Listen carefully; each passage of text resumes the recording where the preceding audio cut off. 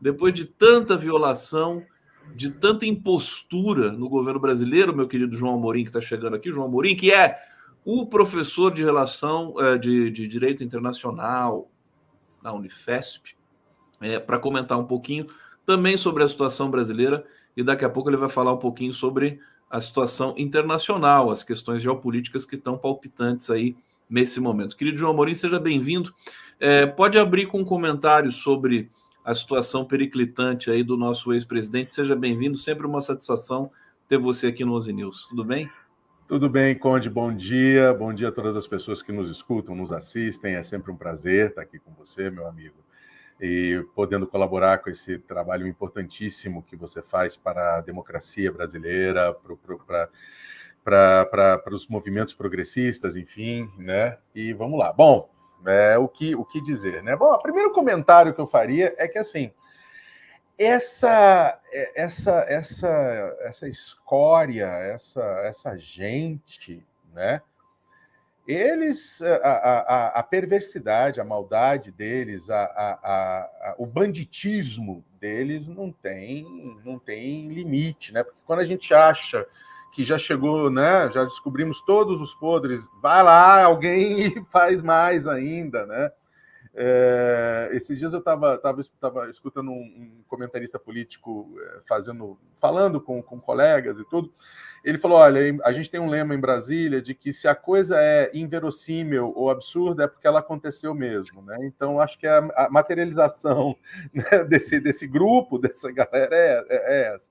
Mas, falando do indiciamento, e assim, óbvio, dentro da questão da fraude do cartão de vacinação, isso é seríssimo, não só seríssimo porque viola uma série de leis, não só porque constitui crime no Brasil, como também essa documentação foi usada perante um Estado estrangeiro, perante a imigração. Gravíssimo. Como é que vai ficar agora essa situação nos Estados Unidos? Ou seja, muito provavelmente, aí eu não conheço a legislação criminal, o Código Criminal da Flórida, né, especificamente, mas é bem possível que isso também constitua crime contra a saúde pública nos Estados Unidos, etc.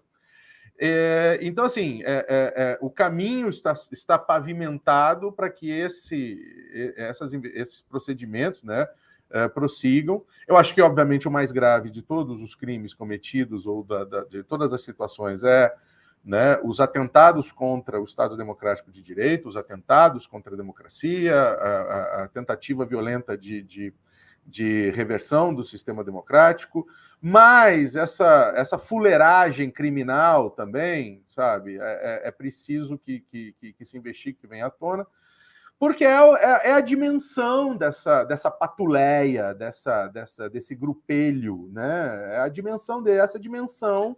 Falta vocabulário, né, para definir. Falta. A gente tem que começar a buscar, a gente tem que começar a se inspirar em João Guimarães Rosa para criar esses neologismos tão próximos da realidade, tão expressivos.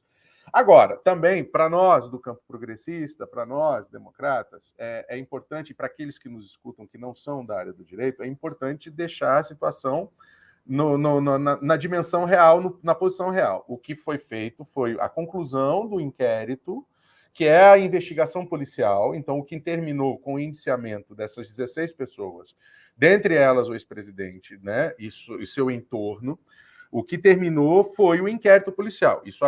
Esse relatório foi encaminhado para o Ministério Público vai avaliar se oferece a denúncia criminal ou não. Se oferecer a denúncia criminal, vai para o Judiciário. O Ministério Público, nesse caso, é o Paulo Gonet? Sim, porque, na verdade, há pessoas com foro por prerrogativa de função no STF. Então, é o Ministério Público Federal, é o Procurador-Geral da República, porque você tem aí, se eu não me engano, deputado ou senador já indiciado também, né? E aí, por conexão, e como é um crime contra a saúde pública federal, como envolve a prática de um crime perante um Estado estrangeiro, você tem todos os elementos aí para que essa competência judicial seja no Supremo Tribunal Federal. E aí o tribunal, uma vez oferecida a denúncia, o tribunal vai avaliar se aceita a denúncia ou não. Se aceitar a denúncia, aí sim, nós temos um processo criminal iniciado, aí todos os chamados indiciados se tornam réus, né? E isso nesse caso da fraude do cartão de vacina. Cartão Agora, de vacinação. isso não impede de, por exemplo, o Bolsonaro ter prisão preventiva decretada antes disso a qualquer momento. Também. Por essa. Só se ficar comprovado, por exemplo, que depois do oferecimento da denúncia, só se ficar comprovado que ele está atrapalhando o andamento da ação, porque as investigações já foram encerradas. Né? A conclusão, o relatório do inquérito, o indiciamento porque tem tantos processos, né? Ele pode ter a prisão decretada por outros casos. Ele pode ter a prisão temporária decretada por conta do inquérito do processo criminal dos atos do 8 de janeiro, por uma série de outras questões. E você mencionou a reunião do Paulo Gonet, né, com o pessoal da CPI da Covid, com os parlamentares. É importante que se diga que a gente não pode também deixar de pressionar para que esses processos já abertos por atos criminosos realizados pelo governo federal e pelos governos estaduais durante a pandemia, negativa de vacinação, retardamento de vacinação, tentativa de locupletação ilícita com base na vacina, propagandas ineficazes, informações falsas, indicação de medicamentos inapropriados, muitas delas estão com o prazo de prescrição andando. E talvez seja por isso que o Paulo Gonet esteja, baseado em provavelmente fatos novos e comprovados, esteja querendo reabrir o processo justamente para que esse prazo de prescrição seja interrompido e as pessoas possam vir a ser punidas, porque há um risco enorme de que esses processos, essas ações prescrevam, e aí essas pessoas que são responsáveis pela morte de centenas de milhares de brasileiros, né, em vão, desnecessariamente, fiquem impunes com relação a isso, inclusive o ex-presidente. Eu estou achando que a situação do dito cujo está muito difícil, realmente, né? Ele escapar. Olha, se ele escapar de 80% do que ele é acusado, ele já está numa situação assim de imundície total. Olha, só para contextualizar para vocês essa história do cartão de vacina, o Bolsonaro mandou, né, segundo a delação do Mauro Cid, falsificar o cartão dele de vacina e da filha dele, de 12 anos, na época, para ele poder entrar nos Estados Unidos, gente. Quer dizer, aí que entra também, agora quero ver se as autoridades... Parece que o Weigarten ligou para o Bolsonaro agora há pouco e falou assim, querido, tá Flórida, né? Tá Flórida. Tá Flórida. Foram na Flórida, né? Desculpa o trocadilho, mas é irresistível. Seu cartão de vacina subiu no telhado, né? Seu cartão de vacina subiu no telhado. Mas assim, foi uma coisa para os Estados Unidos, isso é gravíssimo também, quer dizer, alguém falsificar um documento para poder entrar em território estadunidense. Bom, vou ler comentários aqui do nosso público, está chegando aqui com muita força. O Hussein Brasil está dizendo aqui, Conde, peço para o Zé Disseu reestruturar o GSI. Zé Disseu, reestrutura o GSI. Pronto, pediu. Denise Satiel, Stob. Olá, queridos, um abraço, São Leopoldo, 28 graus Celsius. Meu Deus. Olha que coisa. Aliás, temperaturas aí, elas subiram, foram recordes, e agora vem uma leva de chuvas pelo Brasil e está todo mundo preocupado. O meu querido João Amorim, centro de São Paulo, não sei onde você está em São Paulo, mas está sem luz, sem energia desde ontem. Voltou agora de manhã. Por quê? Porque a imprensa, eu estou na zona norte de São Paulo, né? Mas para quem não sabe, desde as chuvas, desde o temporal de ontem, a região ali, Santa Cecília, a região do centro de São Paulo estava sem energia elétrica.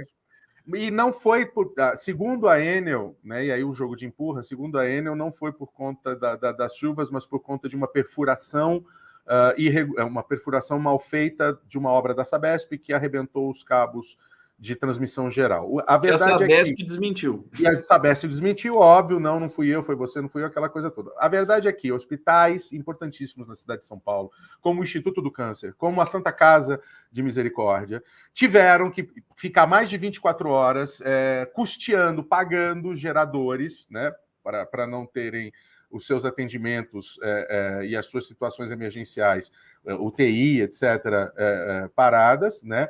Parece que voltou agora, porém, é mais do mesmo, né, Conde? A gente vive essa insegurança energética, a gente vive essa falta de planejamento já há pelo menos 15, 20 anos de medidas de adaptação e de assimilação dos extremos climáticos na cidade de São Paulo, né? E parece que todo mundo está ok com isso, né? Não se aterram cabos, não se fazem manutenções de árvores, não se cuidam das redes pluviais, não se redimensionam, né, os recursos para as catástrofes naturais, e a gente vai vivendo como se nada tivesse acontecendo. A gente, como diz aquela música do Chico Buarque, e acho que do Caetano Veloso, do Tom Jobim, a gente vai levando, a gente vai levando. É isso. A gente vai levando essa vida. Olha, a Ana Simpson está dizendo aqui, aliás, destacar o seguinte: ontem eu ouvi especialistas dizendo, médicos e tudo mais, que a oscilação do fornecimento de energia da Enel ela compromete aqueles aparelhos sofisticadíssimos, né, de hemodiálise, dessas coisas complicadas, e que podem comprometer a vida do paciente. Isso está acontecendo. Imagina com a queda definitiva de energia em função dessas questões. A Ana Simpson está dizendo aqui, falsificar dados para entrar nos Estados Unidos pode levar até 10 anos de prisão. Hussein Brasil. Amorim, o que o Brasil fará com os brasileiros que participam do genocídio israelense em Gaza? A África do Sul já declarou que prenderá todos os de lá. O Amorim vai falar de Gaza daqui a pouco. Deixa eu chegar nesse tema, Hussein, para a gente direcionar aqui corretamente. Tem muita coisa que eu quero perguntar para o João ainda, eu volto na sua questão. Hussein Brasil, Bolsonaro e milicos vão se funhanhar, está escrito. Edson Antunes, o processo legal deixa a gente com raiva, e o Trajano Candelária extradita o virulento para os Estados Unidos, como se pudesse extraditar não pode. O brasileiro nos Estados Unidos. Podia abrir uma exceção. Não, mas aí eu tenho que ser didático, Conde, e eu falo isso sempre para os meus alunos. A função dos direitos humanos, a função dos direitos fundamentais é para nos obrigar a aplicá-los, inclusive, sobretudo, contra aqueles que a gente não gosta, né? Porque aí a gente faz o verdadeiro uso deles, né? Tem que respeitar os direitos humanos do Bolsonaro, que não respeitou os direitos humanos de ninguém. Sim, a gente não é igual a ele, né? Isso, a gente não faz parte dessa mentalidade. Para falar, antes de entrar no circuito internacional, meu querido João Amorim, falar só rapidamente aqui um pouco que o público está se informando aqui, está se atualizando sobre todas as coisas. Ontem teve uma reunião muito importante do presidente Lula com os ministros, com o ministério todo. Teve bronca para tudo que é lado, porque você tem o governo perdendo popularidade em função de muitas coisas. Qual que é o balanço que você faz da performance do governo e do desafio do presidente Lula, sobretudo na área de informar, né, a população do que está sendo feito no governo? Olha, Conde, a gente vem falando isso aqui já desde o ano passado, e você vem alertando isso, né, nos seus programas, no espaço democrático que você tem, né, e na função nobilíssima que você tem de informar a sua audiência sobre isso. A gente vem apontando que a comunicação social do governo é uma lástima, isso comprovado empiricamente por sucessivas gafes, sucessivas omissões, sucessivas conivências com os ataques sofridos, com a desinformação, com o processo de desinformação que a oposição e que a direita vem levando a cabo, né, principalmente nas redes sociais. O governo, a Secretaria de Comunicação ainda, né, lamentavelmente, não sabe lidar com mídias sociais, não sabe mexer com mídias sociais, com tecnologias de comunicação social em mídia, né, fica ainda muito presa a um modelo de adulação e tentativa de conquista através de patrocínios, etc., das corporações de mídia tradicionais, sendo que a comunicação hoje ela é muito mais dinâmica, tem uma multiplicidade de atores. Com relação à reunião em si, eu achei ótimo que tenha sido tão enfática e achei ótimo que essa ênfase, essa força demonstrada nas broncas e nas críticas feitas diretamente aos ministros pelo presidente Lula tenha ganho uma dimensão tão forte que nem a mídia tradicional conseguiu apagar ou conseguiu esconder, né? E eu acho que existem ministérios extremamente sensíveis que até hoje não mostraram a que vieram, até hoje não entraram no campo da atividade do governo, né? Na minha opinião, eu acho que tem muitos ministérios extremamente importantes que não estão fazendo sequer o mínimo. Eu estou falando, por exemplo, do Ministério do Meio Ambiente, que é uma área sobre a qual eu me debruço, sobre a qual eu estudo, né? E que, aparentemente, quando aparece só para dar tchauzinho na janela. Para a estatura da Marina Silva, Marina Silva é uma potência, né? Sim, ela está subutilizada ali. Ou assim, ou subutilizada, não sei se está subutilizada, ou se não sei se está cansada, se a estrutura não corresponde, mas até aí, de qualquer forma, é algo que o governo tem que olhar, Conde, porque você não pode, o executivo não pode anunciar que vai acabar com o problema da mineração ilegal, e mais de um ano depois dessas operações terem iniciado, você tem relatórios dizendo que a operação durou 2 meses e que muitos dos garimpeiros nunca saíram de lá, e os que saíram voltaram mais fortes, o desmatamento continua. Né? Se você me permite, que eu tô aflito também com essa situação, né? Estou tentando entender por quê. Quer dizer, são pessoas competentes que estão ali nos ministérios. O que está acontecendo? E eu entendo, eu fiquei lembrando um pouco de 2000, do primeiro mandato do presidente Lula, tinha um clima diferente naquele momento, né? O clima de hoje ficou meio de medo, as pessoas ainda estão traumatizadas. Naquele período lá atrás, né, 2003, 2004, as pessoas estavam entusiasmadas, queriam mudar o Brasil. Agora está todo mundo assim, né, querendo manter o seu cercadinho, basicamente. E digo mais, e aí isso serve inclusive para diversas carreiras, inclusive para a minha, né? Parece que está todo mundo querendo puxar a batata para o seu lado, né? Tipo, como diz o ditado dos meus queridos e amados baianos, farinha pouca, meu pirão primeiro, né? O que não leva a lugar nenhum, né? Agora, eu acho que a questão é um pouco mais profunda, porque você tem essa questão do medo, você tem essa questão de ter que remontar o que foi cruel e covardemente desmontado durante 4 anos, mas eu acho que tem uma questão aí fundamental. Nós estamos falando de braços do Estado soberano, nós estamos falando de braços do poder público, nós estamos falando de braços que podem contar, inclusive, com o monopólio exclusivo do uso da força. Na questão das terras indígenas, do desmatamento nas terras indígenas, nas áreas de conservação, da invasão das terras indígenas, da mineração ilegal em terras indígenas, das questões gravíssimas de saúde pública e de inanição de vários povos originários, várias comunidades originárias, nós temos aí um problema também de obediência a uma cadeia de comando, porque se existe a ordem do Executivo para que as Forças Armadas desenvolvam o plano e atuem no cenário, atuem no terreno para reprimir, apoiar o IBAMA, apoiar a Polícia Federal e reprimir ativamente a exploração da mineração ilegal, a exploração do corte ilegal de madeira e do desmatamento, né? E você não tem esse resultado, alguém precisa ser responsabilizado. Porque o que a gente está vendo as Forças Armadas demoraram quase 6 meses para começar a apresentar o primeiro plano de ação, né? E a coisa acontecendo. Ontem, né? Esse tema dos Yanomamis até rendeu um clima muito tenso ali na reunião de quase 5 horas que o Lula teve com os ministros, no caso da Nízia Trindade, né?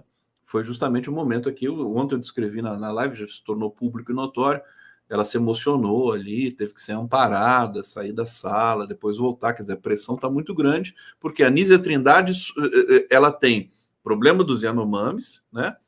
Que passa pela alçada dela, evidentemente, claro, que é a questão da saúde, também pela questão de direitos humanos do Silvio Almeida, pela questão dos povos indígenas, da Sônia Guajajara, claro.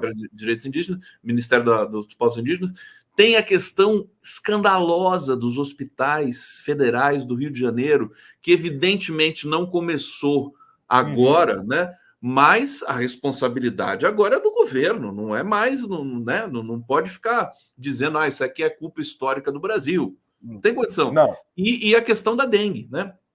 Imagina o Lula, presidente da República, chegando para a Nízia assim, falando, Nízia, e a dengue? O que você vai falar da dengue? Ela ficou abalada. Bom, que também não é uma questão, né, que surgiu agora, porém, é o que eu sempre falo. As questões históricas, você não pode... Nós chegamos numa situação global e nacional de ápice de crises e de aprofundamento de crises. As situações são tão emergenciais, né, e múltiplas, que você não pode mais se dar ao luxo de ficar sentado ou tirando foto ou participando de evento ou dando tchauzinho na janela, como alguns ministros parece que estão, né? E nem culpando o passado histórico ou a herança histórica. A gente tem que agir, Conde. A gente tem que agir. As pessoas estão morrendo. A Amazônia está desaparecendo. A insegurança... Ou seja, você tem que agir. É o Estado. O Estado não pode ser omisso.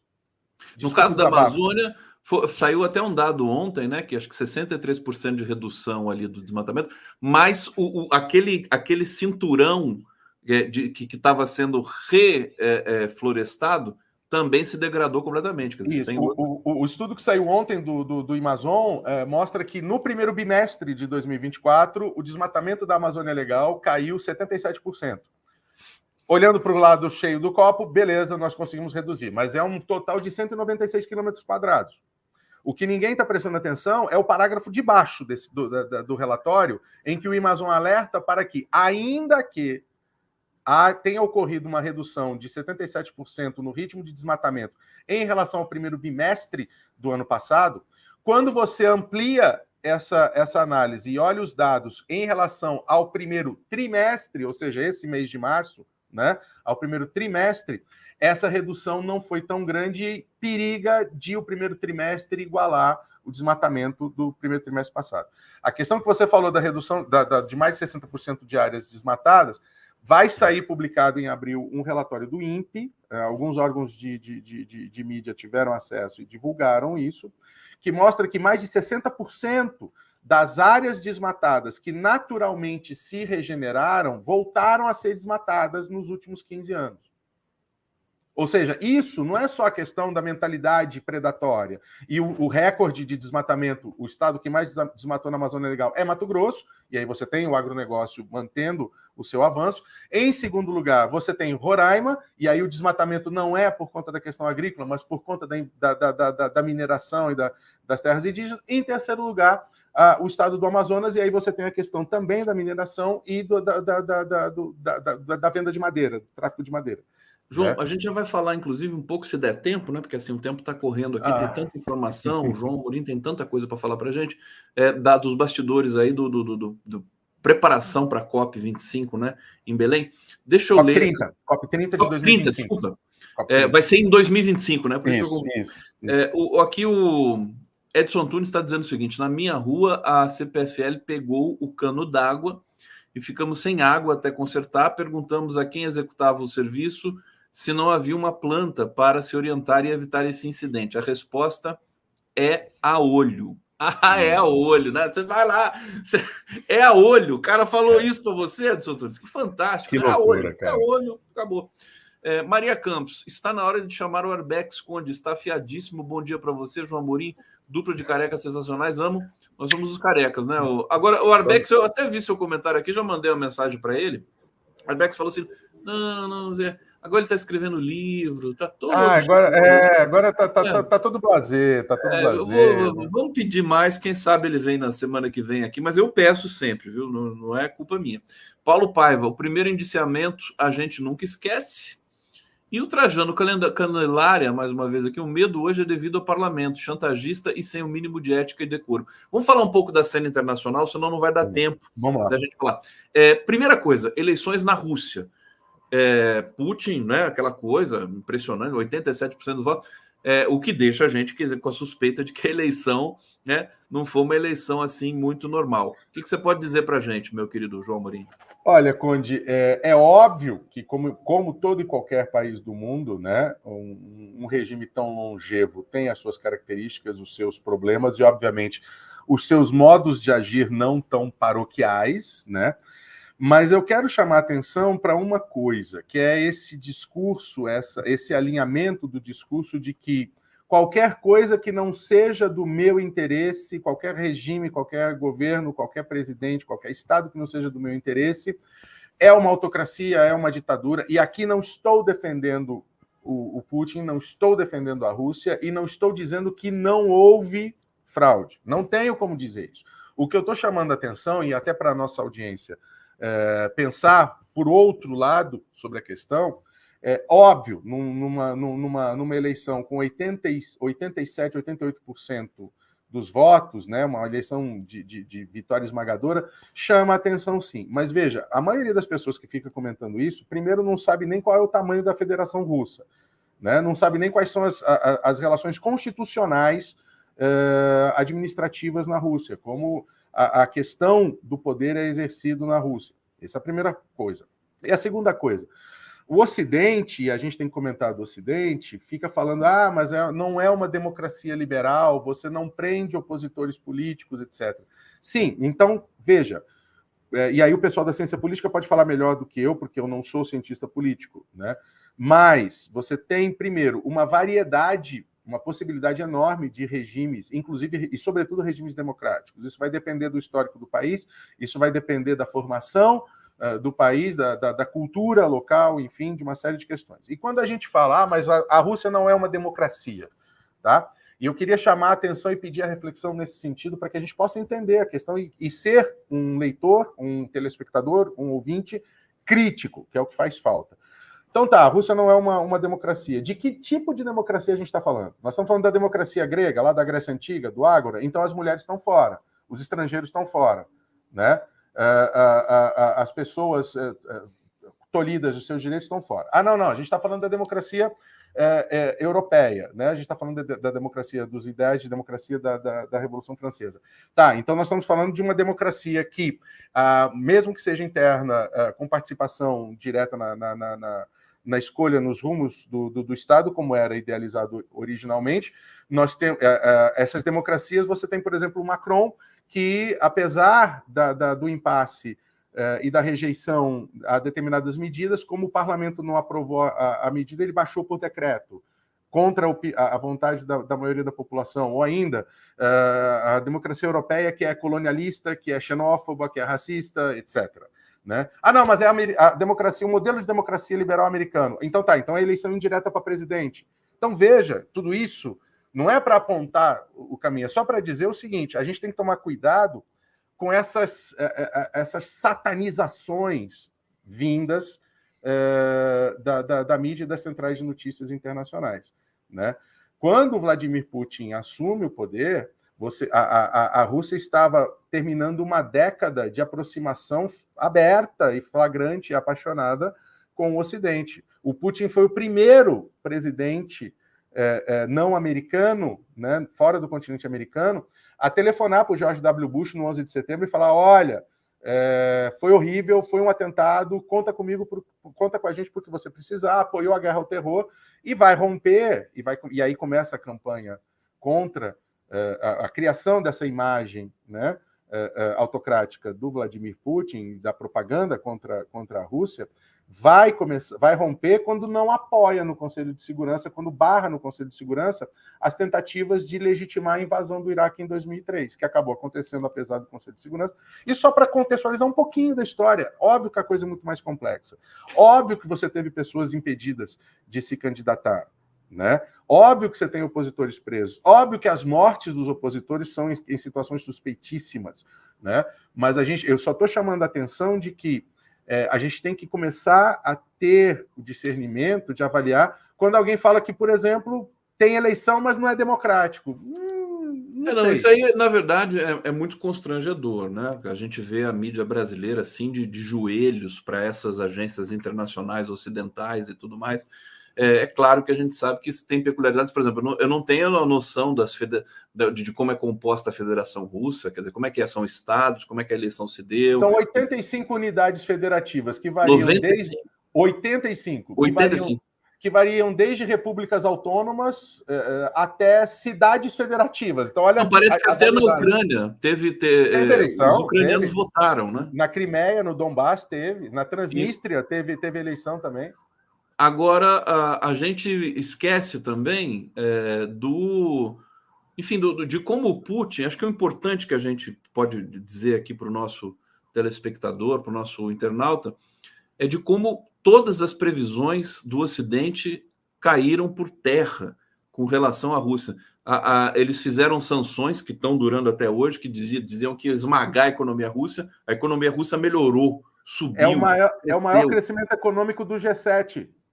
É o maior crescimento econômico do G7. A economia russa está crescendo mais do que os 7 países mais ricos do mundo.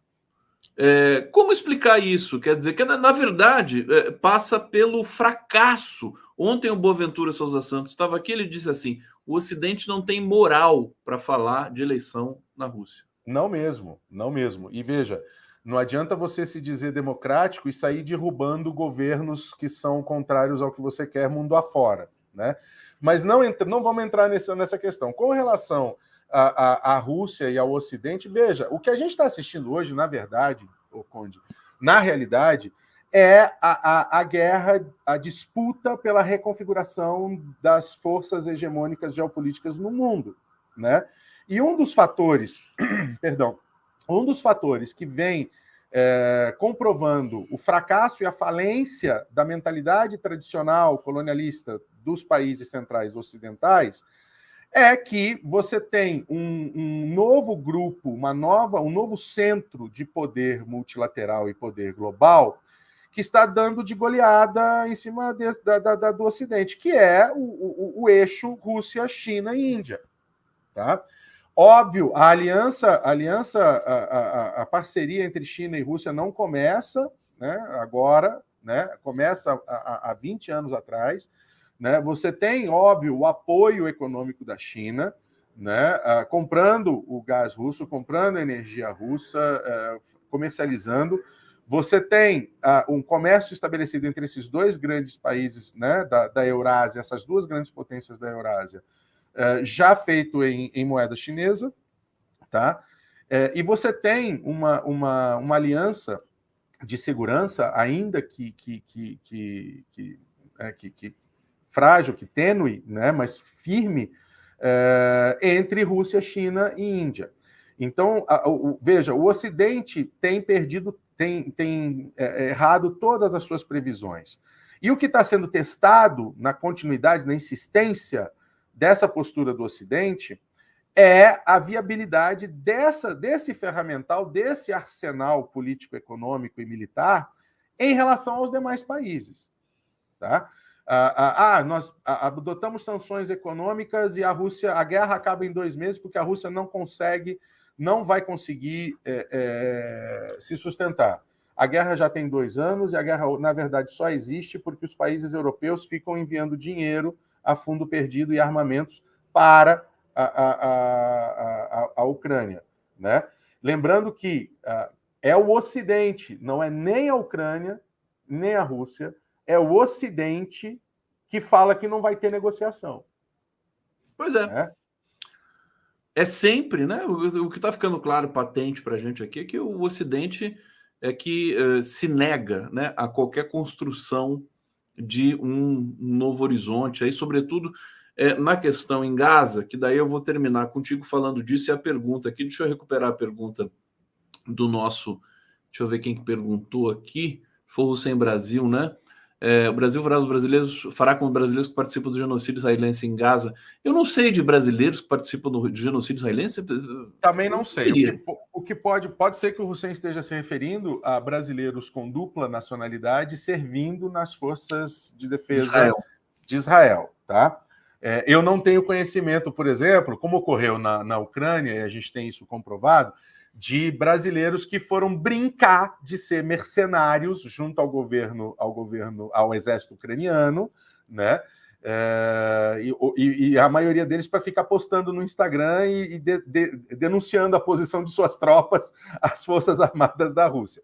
Com relação a Gaza, eu não tenho essa informação. O que muito provavelmente pode estar ocorrendo, e pode ser isso que o Hussein tenha se referido, é a participação de brasileiros de dupla cidadania, ou de israelenses com dupla cidadania brasileira, servindo as forças de defesa de Israel. E aí nós temos que analisar a situação concretamente. você tem primeiro, né, se há uma dupla cidadania, né, ele vai responder primeiro aos códigos militares e à legislação militar israelense, né? E aí também estará submetido à legislação internacional relativa, por exemplo, do Tribunal Penal Internacional, relativa a crimes de guerra, relativa a genocídio, etc. O Brasil possui uma lei de 1959, se eu não me engano, que já foi usada uma vez pelo Supremo Tribunal Federal para, inclusive, condenar garimpeiros ilegais na terra Yanomami, no início dos anos 60, por genocídio, tá? Então, você tem que verificar, primeiro, eu acho que aí a questão da participação no genocídio em Gaza é uma questão que tem que ser resolvida inicialmente pela legislação local das Forças Armadas israelenses relacionadas a crimes de guerra ou a crimes praticados em território, né, sob o comando do governo de Israel. Em segundo lugar, pela legislação internacional, pelo Tribunal Penal Internacional, e aí não importa se sejam brasileiros, se sejam israelenses, se sejam estadunidenses, o que for, eles vão. E aí, no caso, se esse soldado, esse militar, com dupla nacionalidade, fugir para o Brasil e aqui se refugiar, tentando se amparar na questão da proibição de extradição, né, constante de brasileiros natos, constante na Constituição brasileira, ele vai dar com os burros na água, porque o Supremo Tribunal Federal já tem assente o entendimento de que o ato jurídico e judicial de entrega de um réu por um país, de um nacional seu, réu no Tribunal Penal Internacional, não é extradição.